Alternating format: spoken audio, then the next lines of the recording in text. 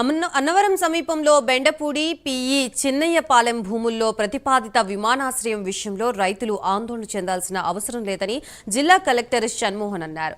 బెండపూడి వచ్చిన ఆయన్ని విమానాశ్రయ వ్యతిరేక పోరాట సమితి ఆధ్వర్యంలో కలిసి విమానాశ్రయ ప్రతిపాదన విరమించాలని విజ్ఞప్తి చేశారు. గత ప్రభుత్వంలో తయారైన ప్రతిపాదనని మాత్రమే తాను పంపానన్నారు. తదుపరి రైతుల నుంచి వస్తున్న అభ్యంతరాన్ని కూడా ప్రభుత్వం దృష్టికి తీసుకువెళ్లామన్నారు. ఈ విషయంలో రైతులు ఎటువంటి అపోహలకి లోనవద్దన్నారు.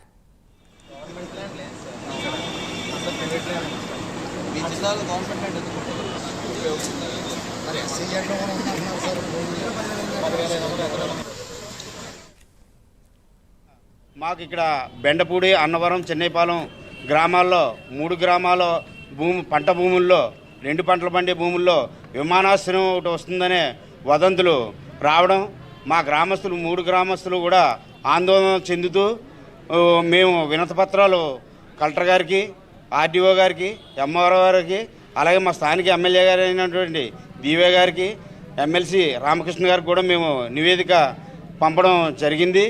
వాళ్ళందరికీ కూడా మా గోడిని వెలబుచ్చుకున్నాం.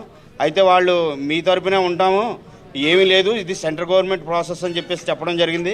కలెక్టర్ గారి దగ్గర కూడా 2 సార్లు వెళ్ళాము. మీరేం కంగారు పడొద్దు, ఇది ఎటువంటిది ఏమీ లేదు, నివేదిక మాత్రం పంపించాం మేము, దాని మీద ఎటువంటి ఇంకా మాకు ఎవిడెన్స్ రాలేదు.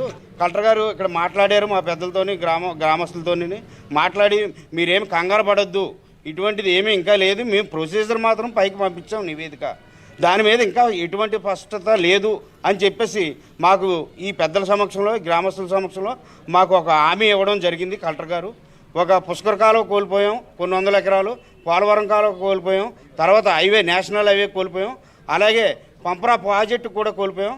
ఇప్పుడు కొత్తగా సాగరమాల రోడ్డు కూడా మేము భూములు కోల్పోయి దగ్గర 1000 ఎకరం ముందే ఆల్రెడీ పోయింది.